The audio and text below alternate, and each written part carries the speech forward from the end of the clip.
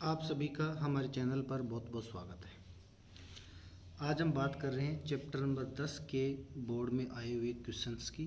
तो हम सबसे पहले बात करते हैं पेपर 2012 की। निम्नलिखित की परिभाषा दीजिए। नंबर 1, प्रत्यावर्ती धारा का वर्ग माध्य मूल मान। और नंबर 2 है विद्युत अनुनाद में गुणवत्ता गुणांक। तो ये गुणवत्ता गुणांक वास्तव में विशेषता गुणांक ही होता है, या यूँ कहूँ विशेषता गुणांक का दूसरा नाम है गुणवत्ता गुणांक। आंसर देखिएगा, प्रत्यावर्ती धारा का वर्ग माध्य मूल मान IRMS। प्रत्यावर्ती धारा का एक चक्र में मान के वर्ग के माध्य का वर्गमूल मान वर्ग माध्य मूल मान कहलाता है। इसे IRMS से व्यक्त करते हैं। सेकंड पार्ट है इसका गुणवत्ता गुणांक Q। तो Q बराबर होता है FR/बीटा। तो अनुनादी आवृत्ति FR तथा बैंड चौड़ाई बीटा के अनुपात को गुणवत्ता गुणांक Q कहते हैं। अगला क्वेश्चन देखिए, सेकंड नंबर है, एक बल्ब पर 220 वोल्ट एवं 100 वाट शक्ति अंकित है, तब बल्ब का प्रतिरोध स्रोत की शिखर वोल्टता और बल्ब में प्रवाहित होने वाली RMS धारा छोटा RMS ज्ञात कीजिए। 2 नंबर का सवाल था और ये न्यूमेरिकल्स में आपको मैंने करवा भी रखा है। सेम ये क्वेश्चन है, आप वहाँ से इसे नोट कर सकते हैं। अगला क्वेश्चन है 2013 का। किसी प्रत्यावर्ती परिपथ में आरोपित वोल्टता 220 वोल्ट है। यदि R बराबर 8 ओम तथा XL बराबर XC बराबर 6 ओम है तो निम्न का मान ज्ञात कीजिए। A है वोल्टता का वर्गमाध्य मूल मान और B है परिपथ की प्रतिबाधा। ये क्वेश्चन भी ऐसे के ऐसे आपको न्यूमेरिकल में करवा रखा है, आप वहाँ से इसे देख सकते हैं। अगला क्वेश्चन देखिए, प्रत्यावर्ती वोल्टता स्रोत के साथ श्रेणी LCR परिपथ के लिए फेजर चित्र खींचते हुए प्रतिबाधा का व्यंजक ज्ञात कीजिए। मतलब LCR का जो छठा टॉपिक है वो यहाँ पर किया जाएगा। क्लियर? और 4 नंबर का आया था। अब पेपर 2013, ये 12 का तो हो ही गया था, 13 नंबर है। भंवर धाराओं के कोई 2 अनुप्रयोग समझाइए और वास्तविक ट्रांसफार्मर के अल्प ऊर्जा क्षय के 2 कारण समझाइए। तो साहब भंवर धारा तो पिछले चैप्टर में आ गई थी और ट्रांसफार्मर शायद इस चैप्टर में आया था। उसमें ऊर्जा क्षय के कारण आपको मैंने बता रखे हैं, वहाँ से नोट कीजिए। पेपर 2014, LCR श्रेणी अनुनादी परिपथ में प्रत्यावर्ती धारा का आवृत्ति के साथ परिवर्तन दर्शाने वाला ग्राफ खींचिए तथा बैंड चौड़ाई के लिए व्यंजक प्राप्त कीजिए। ये टॉपिक भी मैंने आपको करवा रखा है। कौन सा? LCR श्रेणी अनुनादी परिपथ। अनुनादी शब्द है, मतलब LCR का जो छठा टॉपिक था उससे जस्ट अगला जो टॉपिक करवाया था उसमें अनुनाद का जिक्र आया है, वो वाला टॉपिक आपको करना है और ये 3 नंबर का आया था। पूरक 2014 में शुद्ध प्रतिरोध युक्त परिपथ में प्रत्यावर्ती धारा के वर्ग I² तथा समय t के मध्य ग्राफ आरेखित कीजिए। तो ये देखिए आप I² और t के बीच ग्राफ खींचते हैं तो ऐसा ग्राफ प्राप्त होता है। देखो I और t के बीच ग्राफ खींचा था तो आधा ग्राफ नीचे आ रहा था और आधा ऊपर जा रहा था, साइन वेव जैसा। लेकिन चूंकि ये I² है इसलिए वो नेगेटिव वाला पार्ट भी ऊपर ही बनेगा। तो ये इसका ग्राफ इस प्रकार से बनेगा। अगला क्वेश्चन देखिए, वैद्युत अनुनाद क्या है? अनुनादी आवृत्ति का सूत्र ज्ञात कीजिए। अनुनाद की तीक्ष्णता की व्याख्या कीजिए। और ये भी 4 नंबर का है। बात करें सबसे पहले वैद्युत अनुनाद की डेफिनेशन क्या है, और वो यहाँ 1 नंबर की थी। तो देखो अनुनाद की तीक्ष्णता क्या होती है, वैद्युत अनुनाद की डेफिनेशन, अनुनादी आवृत्ति का सूत्र, ये सब आपको LCR अनुनादी परिपथ में करवा रखा था। ये अनुनाद की तीक्ष्णता की व्याख्या जो कि 1 नंबर की है, इसका आंसर मैं यहाँ पर डायरेक्ट लिख रहा हूँ। देखिए आप, अनुनाद की तीक्ष्णता विशेषता गुणांक Q की सहायता से अनुनाद की पहचान की जा सकती है।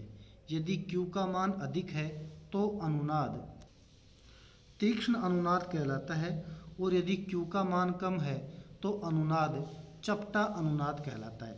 तो देखिएगा I और F के बीच ग्राफ खींचने पर ये ग्राफ है, ये तो है तीक्ष्ण अनुनाद क्योंकि इसके लिए Q का मान अधिक होता है, और ये है आपका चपटा अनुनाद क्योंकि इसके लिए Q का मान कम होता है, क्योंकि Q बराबर FR/बीटा होता है। ठीक है। प्रत्यावर्ती धारा के एक पूर्ण चक्र के लिए विद्युत धारा का औसत मान बताइए। आपको बता रखा था कि विद्युत धारा का औसत मान 0 होता है, इसलिए इसका उत्तर भी आ गया 0। अगला क्वेश्चन है सुमेलित कीजिए। 6 क्वेश्चन एक साथ दे रखे हैं, इधर 6 दे रखे हैं, इधर 6 फॉर्मूलाज दे रखे हैं और इनको मैच करवाना है, और प्रत्येक आधा नंबर का है,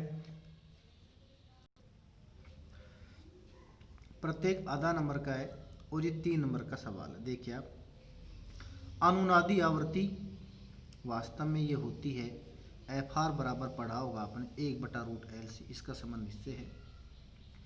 गुणवत्ता गुणांक बराबर होता है ω0L/R, ये भी आपने पढ़ा होगा। औसत शक्ति VI cos φ होता है। प्रतिबाधा बराबर R² + XL - XC का होल स्क्वायर का होल अंडर रूट होता है। चुंबकीय स्थितिज ऊर्जा 1/2LI² होता है, और स्वप्रेरण गुणांक माइनस का E/dL/dt। कुछ हिंट दे रखी है इसमें, देखिए आप, गुणवत्ता गुणांक Q का फॉर्मूला है ना XL/R भी होता है। XL की तरह XC भी लिखा जा सकता है, तो XC/R हो गया। क्लियर। XL बराबर, XL की जगह ω0L लिख दिया तो बन गया ω0L/R। XC की जगह 1/ω0C लिख दिया तो ये बन गया। ऐसे औसत शक्ति P एवरेज बराबर ERMS IRMS cos φ हमने पढ़ा था। ERMS की जगह V लिख दिया, IRMS की जगह I लिख दिया, और cos φ की जगह cos φ लिख दिया। इसी प्रकार चुंबकीय स्थितिज ऊर्जा तो हमने पढ़ी थी 1/2LI² होता है। स्वप्रेरण गुणांक E बराबर होता है माइनस का LdI/dt, तो इससे L निकाला हमने, तो L बराबर हो गया dI/dt। क्लियर। आगे देखते हैं। प्रत्यावर्ती वोल्टता स्रोत के साथ संबद्ध श्रेणी LCR परिपथ के लिए फेजर चित्र खींचते हुए परिपथ की प्रतिबाधा का व्यंजक प्राप्त कीजिए। ये भी हमने पढ़ लिया था। LCR का जो छठा टॉपिक था वो वाला टॉपिक इसमें आएगा, और इसमें Z तक का सूत्र आपको फाइंड आउट करना है। अरे ये तो पहले पढ़ लिया था, वापस रिपीट कर दिया मैंने। एक विद्युत बल्ब 220 वोल्ट पर 100 वाट शक्ति देने के लिए बनाया गया है। स्रोत की शिखर वोल्टता को ज्ञात कीजिए। ERMS बराबर होता है E0/√2, या E0 बराबर होता है √2 गुणा ERMS, या E0 बराबर होता है 1.414 गुणा 220, या E0 बराबर होता है 311 वोल्ट। पेपर 2017। ट्रांसफार्मर में होने वाली 2 मुख्य ऊर्जा हानियों का उल्लेख कीजिए, इन्हें कैसे कम किया जा सकता है। लंबी दूरियों तक विद्युत ऊर्जा का संचरण उच्च वोल्टता पर क्यों किया जाता है। तो देखो, ट्रांसफार्मर में ऊर्जा हानि को कम करने के उपाय क्या क्या हैं।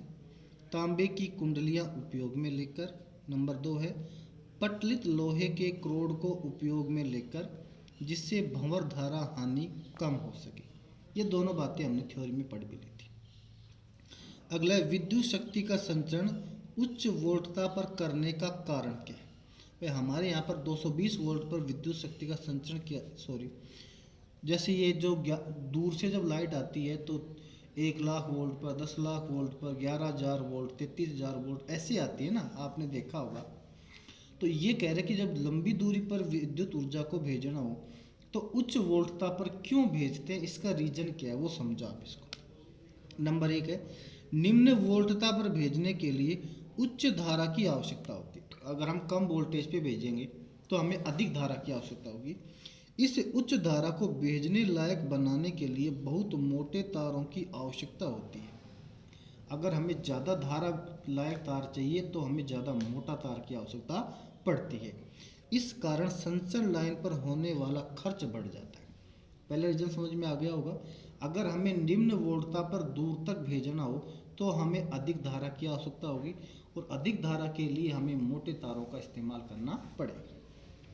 सेकंड नंबर है, उच्च मान की धारा भेजने पर तार में उत्पन्न ऊष्मा H बराबर I स्क्वायर RT के अनुसार बहुत अधिक ऊष्मा उत्पन्न होगी, इसलिए विद्युत ऊर्जा ऊष्मा ऊर्जा के रूप में खर्च हो जाएगी। अब अगर मान लो हम अधिक धारा पर करंट को भेजने का प्रयास भी करें, मोटा तार भी इस्तेमाल करें, तो भी चूंकि उत्पन्न ऊष्मा H का फॉर्मूला ये होता है, और I की वैल्यू ज़्यादा होने से उत्पन्न ऊष्मा ज़्यादा होगी, जिससे ज़्यादा ऊष्मा की हानि या ऊर्जा की हानि होगी। थर्ड नंबर है, उच्च मान की विद्युत धारा उपयोग में लेने के कारण विद्युत पतन का मान बढ़ जाएगा, जिससे घरों में कम वोल्टेज प्राप्त होगा। मान लीजिए हम 220 वोल्ट पर 10 किलोमीटर दूर लाइट भेजते हैं तो विभव पतन बढ़ जाएगा, इस वजह से कम वोल्टेज वहाँ पर प्राप्त होगा। अगला है, दिष्ट धारा की तुलना में प्रत्यावर्ती धारा की एक विशेषता एवं एक दोष लिखिए। देखिएगा, शुद्ध प्रेरक युक्त धारा परिपथ में निम्नलिखित के लिए व्यंजक ज्ञात कीजिए। धारा का तार्क्षणिक मान, परिपथ की प्रतिबाधा, प्रतिघात और धारा का शिखर मान। शुद्ध प्रेरक परिपथ के लिए शक्ति आरेख बनाइए। तो ये 4 नंबर का सवाल आया था 2018 में। तो देखो, धारा की एक विशेषता एक दोष आपको थ्योरी में पढ़ा रखी है मैंने, और शुद्ध प्रेरक युक्त प्रत्यावर्ती परिपथ केवल एल वाला, मतलब सेकंड नंबर वाला जो टॉपिक है वो आपको यहाँ पर सोल्व करना है, उसका ग्राफ भी आपको बनाना है। ठीक है, इसमें देखो आप आगे,